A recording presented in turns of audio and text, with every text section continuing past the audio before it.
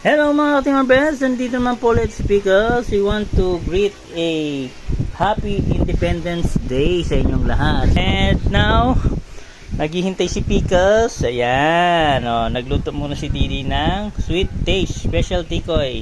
Dahil walang pasok si Didi, nagkaroon tayo ng time na lutuin itong tikoy, no? So, binigay ito nung February or January at nung Chinese New Year. Yan.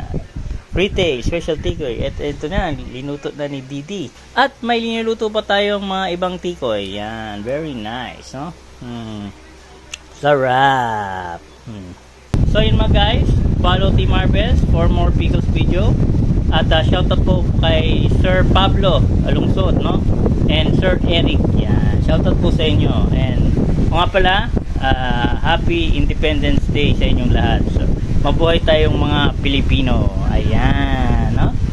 And nga pala, huwag nyo kalimutan i-follow kami sa aming Facebook page and sa aming Instagram, Team Arbes.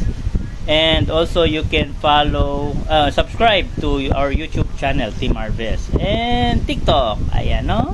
Yan, follow and subscribe, share, Pickles. Okay, follow Team Arbes for more Pickles videos.